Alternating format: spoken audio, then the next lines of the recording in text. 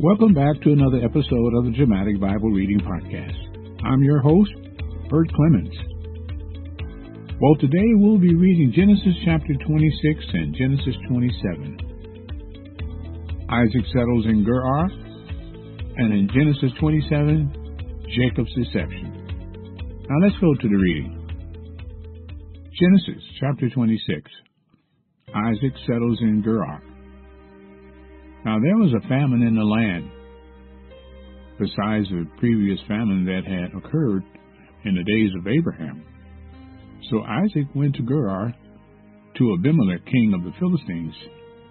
The Lord appeared to him and said, "Do not go to Egypt. Stay in the land of which I shall tell you. Sojourn in this land, and I will be with you and bless you.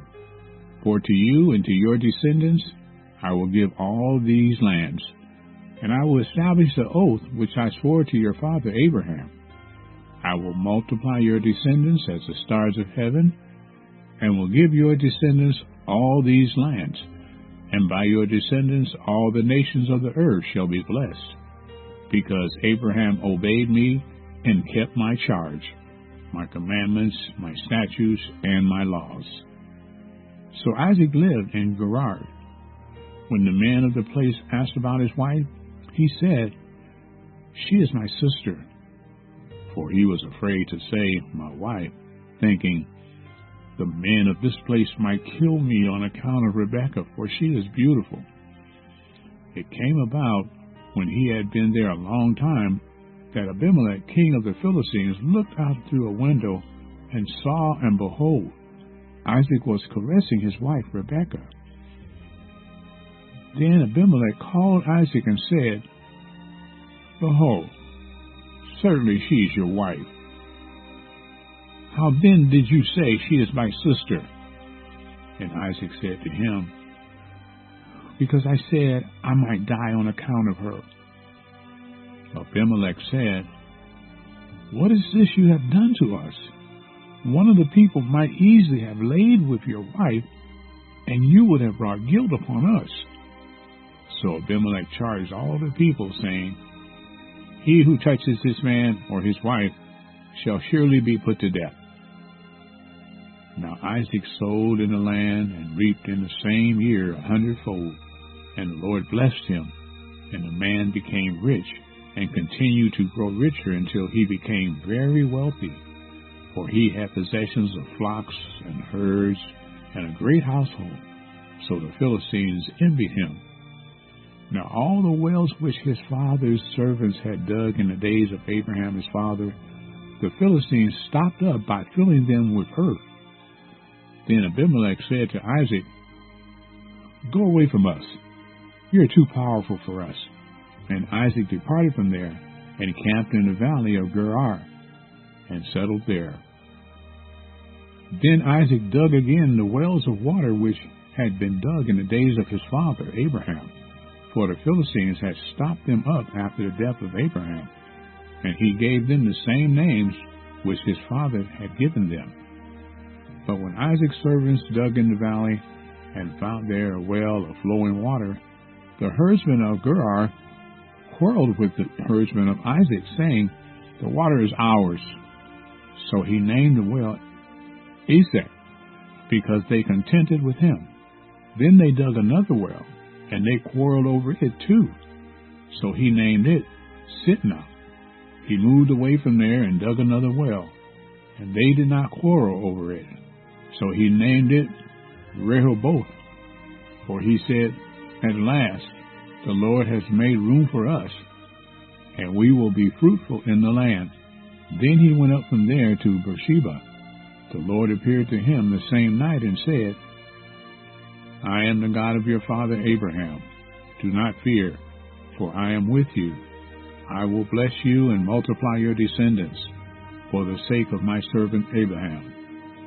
So he built an altar there and called upon the name of the Lord and pitched his tent there, and there Isaac's servants dug a well. Covenant with Abimelech. Then Abimelech came to him from Gerar with his advisor Ahuzzath and Philco, the commander of his army.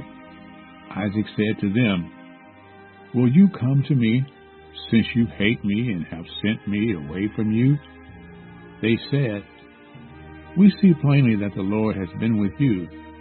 So we said, Let there be an oath between us, even between you and us, and let us make a covenant with you, that you will do us no harm, just as we have not touched you, and have done to you nothing but good, and have sent you away in peace. You are now the blessed of the Lord. Then he made them a feast, and they ate and drank. In the morning they arose early and exchanged oaths. Then Isaac sent them away, and they departed from him in peace.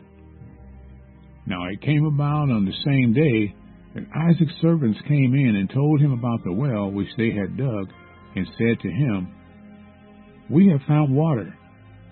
So he called it Shibach. Therefore the name of the city is Beersheba to this day. When Isaac was 40 years old, he married Judith, the daughter of Beeri the Hittite, and Basemath, the daughter of Elon the Hittite, and they brought grief to Isaac and Rebekah. Genesis chapter 27. Jacob's deception. Now it came about when Isaac was old and his eyes were too dim to see, that he called his oldest son Esau and said to him, My son. And he said to him, Here I am. Isaac said, Behold now, I am old and do not know the day of my death. Now then, please take your gear, your quiver, and your bow, and go out to the field and hunt game for me, and prepare a savory dish for me, such as I love, and bring it to me that I may eat, so that my soul may bless you before I die. Rebekah was listening while Isaac spoke to his son Esau. So when Esau went to the field to hunt for game to bring home, Rebekah said to her son Jacob, Behold, I heard your father speak to your brother Esau, saying, Bring me some game, and prepare a savory dish for me, that I may eat and bless you in the presence of the Lord before I die. Now therefore, my son, listen to me as I command you. Go now to the flock and bring me 2 choice young goats from there, that I may prepare them as a savory dish for your father, such as he loves. Then you shall bring it to your father, that he may eat, so he may bless you before his death. Jacob answered his mother Rebekah, Behold, Esau my brother is a hairy man, and I am a smooth man.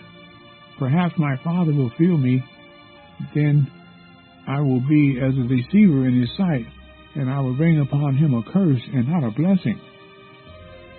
But his mother said to him, Your curse be on me, my son. Only obey my voice, and go. Get them for me. So he went and got them, and brought them to his mother, and his mother made savory food, such as his father loved. Then Rebekah took the best garments of Esau, her elder son, which were with her in the house, and put them on Jacob, her younger son. And she put the skins of the young goats on his hands, and on the smooth part of his neck. She also gave the savory food and the bread, which she had made, to her son Jacob. Then he came to his father and said, My father. And he said, Here I am. Who are you, my son? Jacob said to his father, I am Esau, your firstborn. I have done as you have told me. Get up, please, sit and eat of my game, that you may bless me. How is it that you have it so quickly, my son? And he said, Because the Lord your God caused it to happen to me. Then Isaac said to Jacob, Please come close, that I may feel you, my son, whether you are really my son Esau or not. So Jacob came close to Isaac his father, and he felt him and said, The voice is the voice of Jacob, but the hands are the hands of Esau. He did not recognize him, because his hands were hairy like his brother Esau's hands, so he blessed him.